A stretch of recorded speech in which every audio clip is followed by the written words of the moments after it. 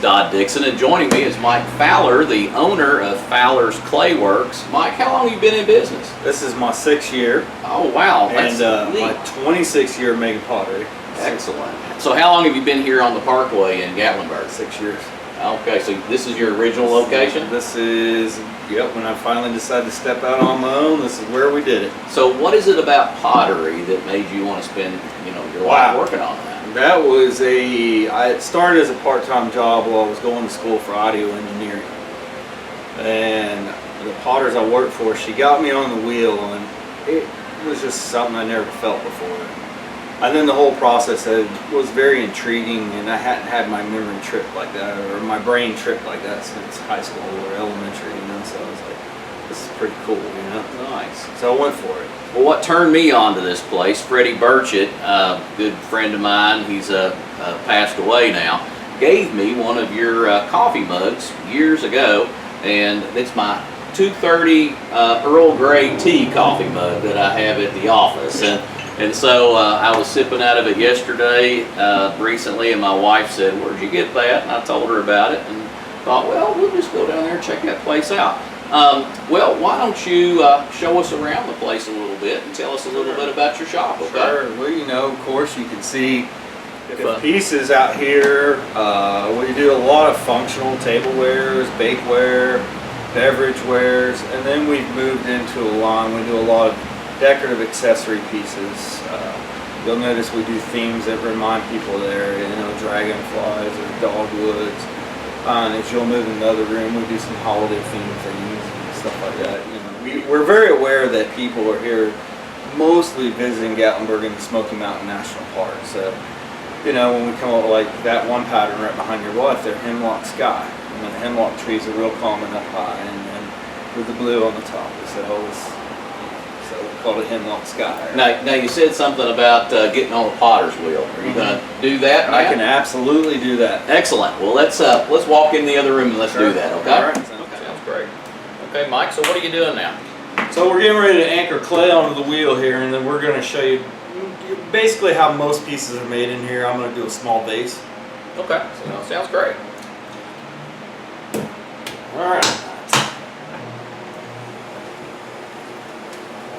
You ever watch anybody do this? No, I never have.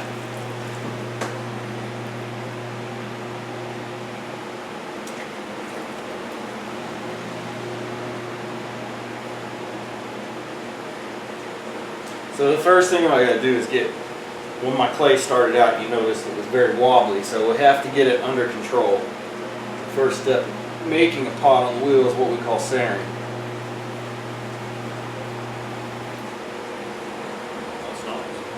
Make it look simple.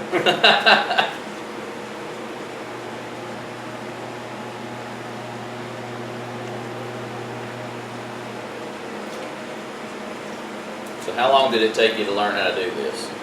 It took a little bit. We're within a few months I was making pots. But it took years to really where the form started coming together and going from look decent to something graceful. Sure.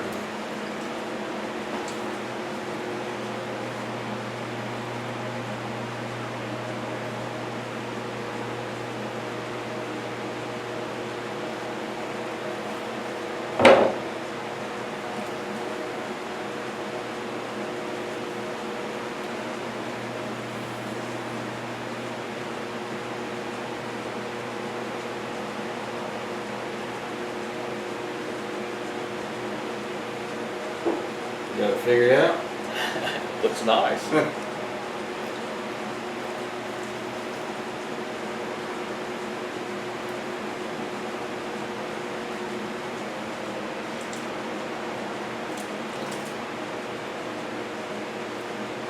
So when you're finished with that, how do you glaze it and color it and all that? Well, this is just the beginning.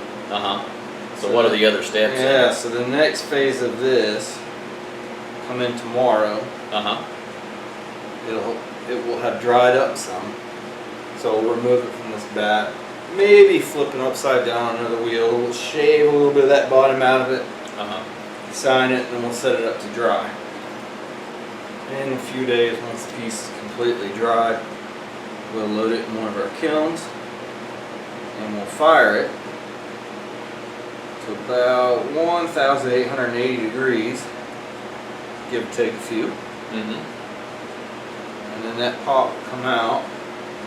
It'll be kind of pinkish in color, so very similar to that. And then that's when we'll apply the glazes to it. Glazes are applied to the pot by dipping mostly. I'm mostly dipping. So we might take one of those, like in the room when we first met there, that's what one of the young ladies was here doing, she was putting glaze on pots. So we'll mix the glaze mixture up, dip that piece into it, bring it out, let it dry within a few minutes to a couple hours depending upon the glaze, thickness of it, humidity in the air too factors in. And then once that glaze coat has dried, then we'll go back and layer another color or another 2 colors or 3 colors. Just depends on the finish or the pattern. And most of our glaze combinations here are between 2 and 4 different glazes layered in succession to create the effect you see. And then once that part's done, then I'll load it into a kiln, fire it one more time, about 20-ish. Give or take a few. Wow. So a lot of time goes into just doing one of these pieces. Yes. Oh, absolutely. Well, there you have it, folks. You know, when you come into these shops and you see the prices, it's hours and hours of work to get a coffee mug that you get to enjoy for the rest of your life. And also, too, if you're here visiting Gatlinburg, you can come in and do one of our classes and see what it's like to make your own piece. Mike, thank you. You will. Okay.